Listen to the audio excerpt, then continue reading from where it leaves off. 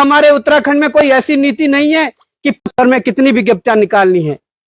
अगर स्वरोजगार की बात भी है तो क्या वो स्वरोजगार हमारे स्थानीय लोगों को मिल रहा है? नहीं, हमारे उस स्वरोजगार पर भी बाहरी लोगों का दबदबा है। और वो बाहरी लोग कौन हैं? जिन्हें हमारे ये राजनीतिक दल संरक्षण दे रहे हैं। मैं खुद अभी 4 महीने पहले प्रत्याशी रहा हूं टिहरी लोकसभा से, और हमने निर्दलीय रूप में वहां पर चुनाव लड़ा है। पर हमने जब मुद्दों के साथ राजनीति की, हम गांव-गांव जब मुद्दों के साथ गए, तो वहां की जनता ने हमें 1,68,000 वोट देकर हमें वहां पर सम्मानित किया है। और ये उत्तराखंड में पहला इतिहास है कि किसी निर्दलीय प्रत्याशी के पक्ष में इतनी बड़ी तादाद में लाखों वोट पड़े। पर हमें वोट क्यों पड़ा? क्योंकि हम कई वर्षों से लड़ रहे हैं। हम बच्चों की लड़ाई लड़ रहे हैं, जो रोजगार की लड़ाई है। हम ये लड़ाई लड़ रहे हैं कि हमारे संसाधन हमारे हाथों में होने चाहिए। हम तमाम प्रकार की लड़ाई लड़ रहे हैं। अभी भी 25वां जो राज्य स्थापना दिवस हुआ, उस दिन भी हजारों की संख्या में आपके बच्चों के माध्यम से देहरादून की सड़कों पर एक रैली निकली। क्यों? क्योंकि आपके बच्चे चाहते हैं कि उत्तराखंड पुलिस में वो भर्ती होना चाहते हैं। पर उस उत्तराखंड पुलिस की जो आयु सीमा है 18 से 22 वर्ष है। और इस केदार घाटी की बात करूं या चमोली की बात करूं, इन जिलों में सामान्य वर्ग के सबसे अधिक छात्र हैं। और उस नीति से सबसे ज्यादा अगर प्रभावित कोई हो रहा है तो वो सामान्य वर्ग का छात्र हो रहा है। SC, ST, OBC के छात्रों को भी छूट मिल जा रही है, पर वो सामान्य वर्ग का बच्चा जाएगा कहां? इसलिए उनकी मांग थी कि थोड़ी आयु सीमा में वृद्धि कर दीजिए। पर 9 नवंबर 2024 को, अभी 5-7 दिन पहले ही, हमारी सरकार ने आयु सीमा देने के बजाय उन पर लाठियां भांजी। हमारी जो बहनें आंदोलन में साथ थी, उनके साथ दुर्व्यवहार किया, वहां से गिरफ्तारी करके, ये मानिए कि मुख्यमंत्री आवास से गिरफ्तारी की और ऋषिकेश, राईवाला ऐसी दूर दूर दराज पर छोड़ दिए गए। आज ये लड़ाई इस प्रदेश को आगे ले जाने के लिए, इस प्रदेश में एक नई विचारधारा स्थापित करने के लिए मैं समझता हूं कि ये लड़ाई है। आज इस लड़ाई का जो मोड़ है वो तमाम प्रकार से अलग अलग दिशाओं में हो गया है। आज आस्था के नाम पर कई लोग राजनीति कर रहे हैं, पर आस्था के नाम पर राजनीति करने वाले दल, उन लोगों से पूछना चाहूंगा कि आप लोगों के रहते हुए जो आस्था के नाम पर आप लोग चीजें करते हैं, मैं कहता हूं कि ठीक है, आस्था हमारी भी है, आपकी भी है, सबकी है। हम बाबा केदार को भी मानते हैं। मैं जौनसार के क्षेत्र से आता हूं और वहां पर हमारे आराध्य देव जो मासू महाराज जी हैं, हमारे आराध्य देव मासू महाराज होने के साथ साथ हमारे पूरे जौनसार बावर में हर घर में केदार बाबा की पूजा होती है। मेरे पड़ोस के गांव में केदार बाबा का बहुत प्राचीन मंदिर है। क्योंकि हम उन चीजों को जानते हैं कि क्या है। पर आप हमारी आस्था के साथ ये खिलवाड़ कर रहे हैं कि हमने देखा कि कई जगह जिस प्रकार से कह रहे हैं कि सोने का पीतल हो गया। भाई कैसे हो गया? हम ये जानना चाहते हैं कि जो एक ब्रांच आप दिल्ली के अंदर केदार बाबा की खोलना चाहते थे, क्या इस यात्रा को बिल्कुल ही बंद करना चाहते थे? जिस यात्रा से हमारा सारा रोजगार चलता है, जिस यात्रा से पूरे क्षेत्र में रौनक रहती है, जिस यात्रा पर हमारा रोजगार डिपेंड है, हमारी आजीविका डिपेंड है, उस रोजगार को बंद करना चाहते थे कि दिल्ली के अंदर केदार बाबा का मंदिर बनेगा और यहां कोई नहीं आएगा। यह कोशिश इनके द्वारा की जा रही थी। पर जब देवी देवताओं के आस्था के साथ या उनके उसके साथ खिलवाड़ होता है, तब वो सांकेतिक रूप में कुछ ना कुछ कहीं ना कहीं संकेत देते हैं। और वो संकेत आप लोगों ने देखे होंगे, क्योंकि हम भी जब कोई ऊंच नीच जब कर देते हैं मंदिर में, घर में, इस प्रकार से, तो देवता कुछ ना कुछ संकेत देते हैं। इन लोगों ने 10 जुलाई को यहां से शीला जो केदारनाथ से उठाई और दिल्ली पहुंचा दी। उसके बाद देखिए कि जुलाई का महीना नहीं बीता और सीधे जुलाई में कैसी त्रासदी लाई। और हम उस दुख को समझ सकते हैं कि स्थानीय युवाओं के साथ साथ बाहर से आए हुए लोग भी उस त्रासदी में किस प्रकार से मारे गए। मैं कहना चाहता हूं कि इस प्रदेश के अंदर भू कानून की लड़ाई चल रही है। हमारी इन जमीनों को कब्जाने के लिए कहीं ना कहीं बाहरी प्रदेशों से लोग आ रहे हैं और कौड़ियों के दाम में उसे खरीद कर या हमारे उस पर हम पर हुकूमत जमाना चाहते हैं। पर सरकार क्या भू कानून पर स्टैंड ले पा रही है? नहीं ले पा रही है। सरकार ने 2 महीने पहले एक बड़ा प्रोपेगेंडा फैलाया कि उत्तराखंड में डेमोग्राफी चेंज हो रही है।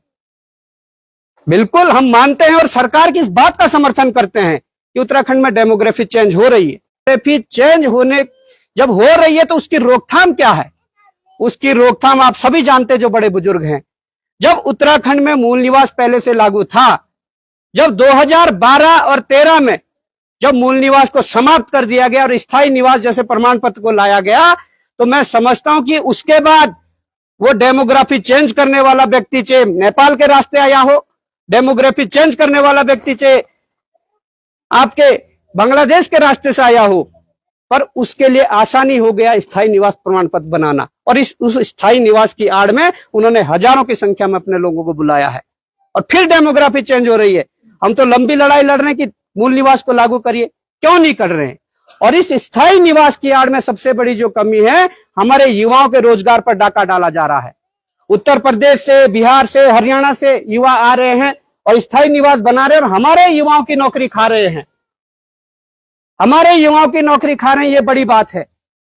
हमने देखा है, भाई त्रिभुवन चौहान की रिपोर्टिंग हम बार बार देखते रहते थे। जब वो हमारे रवाई घाटी में आते थे, केदार घाटी में आते थे, तो ये जो जिस पुल से हम आए हैं जो अभी अधूरा है, उसके लिए भी आपने, मुझे लगता है कि कई बार आपने उसकी रिपोर्टिंग की, कई बार उसकी आवाज उठाई। तो हम चाहते हैं कि ऐसे लोग जो आपकी पीड़ा को समझ सके, जो आपके बीच का व्यक्ति हो, अगर ऐसे व्यक्ति को समर्थन करेंगे तो मैं समझता हूं कि उत्तराखंड की राजनीति में कुछ ना कुछ नया होगा। क्योंकि ये उत्तराखंड प्रदेश, पूरा प्रदेश राजनीतिक संकट से जूझ रहा है। हमारे पास विधायक के नाम पर विधायक हैं, सांसद के नाम पर सांसद है, सरकार के नाम पर सरकार है, मुख्यमंत्री के नाम पर मुख्यमंत्री है, पर वो केवल नाम के हैं, काम के नहीं है। तो हम चाहते हैं कि जब ये प्रदेश राजनीतिक संकट से जूझ रहा है, तो ऐसे समय में अगर केदार घाटी के लोगों ने यहां से भाई त्रिभुवन चौहान को समर्थन कर दिया और एक नई जो मिसाल है वो पेश कर दी, जिताकर भेज दिया, तो जो उत्तराखंड इस राजनीतिक संकट से जूझ रहा है, मैं समझता हूं कि वो मैसेज एक पूरे उत्तराखंड में जाएगा और केदार घाटी से इसकी शुरुआत होगी, बाबा केदार के द्वार से इसकी शुरुआत होगी। मैं समझता हूं कि जिस प्रकार से अभी 1.5 महीने पहले हमारी सरकार ने कैबिनेट बुलाई और उस कैबिनेट में एक अध्यादेश लाया कि जो देहरादून की मलिन बस्तियां हैं, जो हरिद्वार की मलिन बस्तियां हैं, जो शहरों में मलिन बस्तियां बसी है, जो बांग्लादेश से आ रखे, जो कहीं और से आ रखे, उनके संरक्षण के लिए एक अध्यादेश लाया कि इनके मकान ना तोड़े जाए, इनको ना भगाया जाए, क्योंकि उनका वोट बैंक है।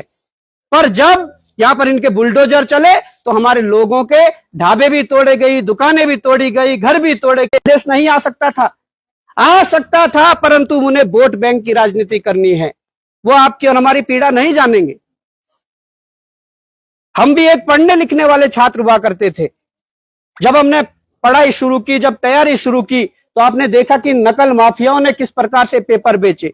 लाखों रुपए में पेपर बेचकर उन लोगों को नौकरियां दी, जिन लोगों, जो ठेकेदार थे, जो प्रॉपर्टी डीलर थे, जो बिल्कुल पढ़ना नहीं जानते थे, जो तैयारी नहीं करते थे, उन्हें नौकरी दी गई।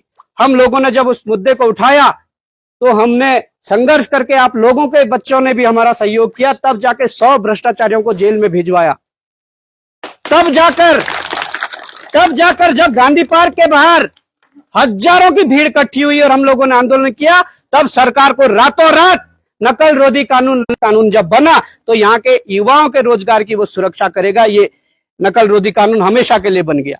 तो मैं चाहता हूं कि ऐसे संघर्षशील लोग जो ऐसे संघर्षों में साथ रहते हैं, इन लोगों के लिए जब आप संघर्ष करोगे, इन लोगों के लिए जब आप समर्थन करोगे, तो मैं समझता हूं कि एकदम तो कुछ नहीं होता, पर धीरे धीरे ये जो माहौल है, ये जरूर उस तरफ ढलेगा जिस तरफ हमारे आंदोलनकारियों ने, शहीदों ने सोचा था कि हमारी जो उत्तराखंड बनाने की जो अवधारणा थी, जो परिकल्पना थी, वो साकार तब हो पाएगी जब हमारे बीच के युवा, जब आपके बीच के साथी जब जाएंगे और आपकी पीड़ा को वहां पर रखेंगे। क्योंकि सड़कों पर लड़ने का एक सीमित दायरा होता है।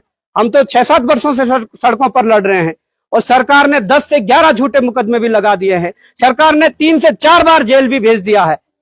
पर सड़कों पर लड़ने का एक सीमित दायरा है। पर अगर आप किसी अपने बीच के व्यक्ति को विधानसभा के अंदर भेजते हैं, तो वो उचित माध्यम है आवाज उठाने का, उचित माध्यम अपनी बात रखने का। जब विधानसभा के अंदर आपके पुल की बात रखी जाएगी कि ये पुल इतने महीनों से अधूरा क्यों है, इतने सालों से अधूरा क्यों है, तो मैं समझता हूं कि कोई भी ताकत उस पुल को बनने से नहीं रोक सकती। तो जब आपके बीच के लोग जाएंगे तो मैं समझता हूं कि ये काम भी तभी होंगे। मैं ज्यादा ना कहते, मैं यही कहूंगा कि त्रिभुवन भाई को आप सभी लोग सुनना चाहेंगे, उनके विचारों को सुनना चाहेंगे। हम तो सहयोगी हैं, साथ आए हैं, बस अपने विचारों को आपके माध्यम से आगे पहुंचाना चाह रहे थे कि कहीं ना कहीं ये जो विचार है, ये इस उत्तराखंड में जब इस विचारों के बीज डलेंगे तो भविष्य में कुछ ना कुछ निकल कर आएगा।